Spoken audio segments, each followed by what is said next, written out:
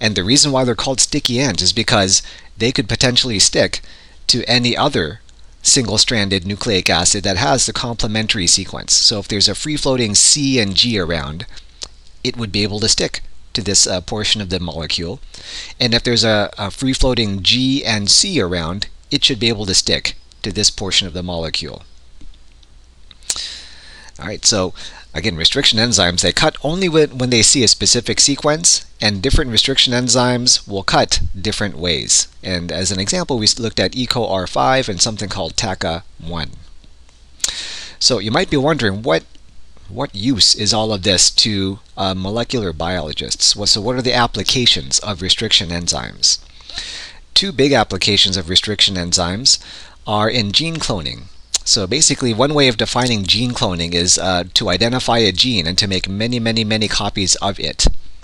And so there are several instances when that might be useful. It turns out that restriction enzymes help make that possible, help make the copying of a gene possible. Another area where restriction enzymes come in useful is in forensics. So oftentimes in forensics, people that do forensics are interested in identifying a piece of DNA. Because restriction enzymes only cut DNA when it sees a specific sequence, it kind of allows an indirect way of comparing similarity between two DNA sequences. And so we'll kind of expand on this a little bit. So we're saying that restriction enzymes help in gene cloning. It allows gene cloning to be possible. And so why is that the case? So say that here is a gene of interest, a gene that you want to make many copies of. One way of doing that is by taking this gene and inserting it into a piece of bacterial DNA. And if you're able to do that, you can then take that hybrid of bacterial DNA and this gene that you're interested in, and you can then shove it into a bacterial cell. It's pretty easy to grow bacteria. So once you get that DNA hybrid into a bacterial cell, all you have to do then to make many copies of this gene is to make the bacteria divide a lot.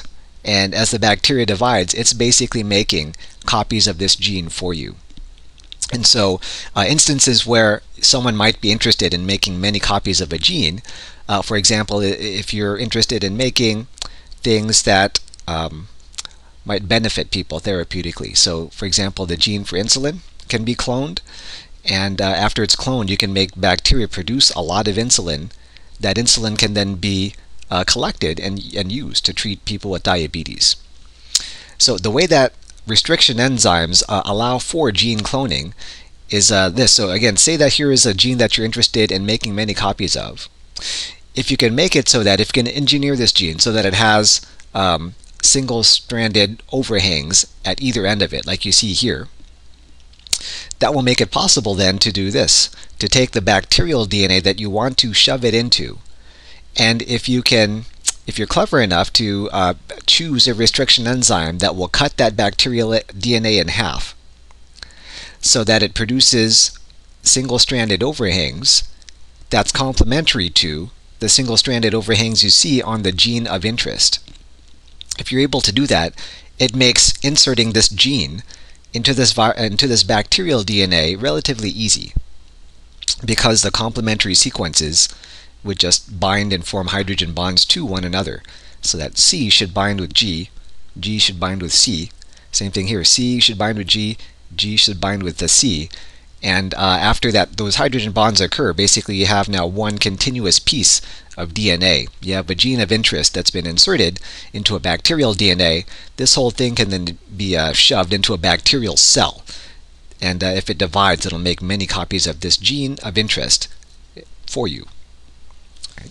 So again, restriction enzymes, they're useful in gene cloning. Here's what we mean by that. Restriction enzymes are also useful in forensics, we said, and so here's why that is. So say that a crime has been committed, and at the scene of the crime there was left behind a DNA sample from the person that committed the crime. So that's what this represents. Say that maybe a few days later you round up someone that you think might be responsible for doing the crime. And so in order to prove that that person did the crime, what's done is that a DNA sample is taken from that suspect. And the idea is that you would then compare, you would be interested in seeing if the DNA sample that was taken from the suspect matches up with the DNA sample that was left behind at the crime scene. And so if there's a match, then that's kind of one way of providing evidence that the person that you rounded up as a suspect really did commit the crime, or at least the suspect was present at the crime scene. So one way of trying to figure out whether the suspect's DNA matches up with the DNA that was left behind at the crime scene is to use restriction enzymes. And so here's to show how that works, we'll do an example. So one way to determine similarity between two pieces of DNA is to take a restriction enzyme like EcoR5, which we talked about before. And remember what EcoR5 does is that it cuts DNA, but only if it sees this specific sequence. And in particular, it'll when it sees that sequence, it'll cut between the T and the A and the T on the other strand. If you use this restriction enzyme and basically dump it onto both of these DNA strands, and you see something like this result, that's one way of telling you for sure that these two DNAs are not the same. Because check out what happened on this DNA that was left behind at the crime scene. EcoR5 cut it 3 times, once here, here, and here. If you take a look at this DNA that was taken from the suspect, EcoR1 cut it only once, right here. So this tells you that this specific sequence, GATATC, occurs 3 times on this piece of DNA, right here, here, and here. This specific sequence occurs only once within this DNA over here. So that's kind of a way of telling you that these aren't the same pieces of DNA. Right? If you take that, let's say that you take that same restriction enzyme, EcoR5, and you dump it onto both of these DNA fragments, and you see something like this happen. Basically what this shows you is that this sequence, GATATC, it appears 3 times in the DNA that was left behind at the crime scene. It also appears 3 times in the DNA that was given up by the suspect. Not only that, but the places where it cut, it's identical. Right? Cut it right here, here, and here, and it cut it in the same exact spots on the suspect's DNA. So if you see something like this happen, that gives someone, it's strong evidence that the two pieces of DNA are identical, or at least similar.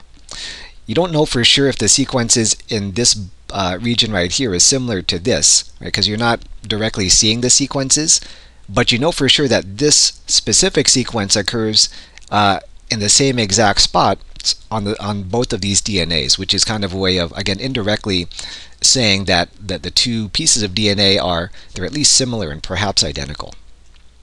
And so it turns out that in the lab that we're going to do, we're going to be using restriction enzymes for this purpose, to try to identify to try to see how similar two pieces of DNA are.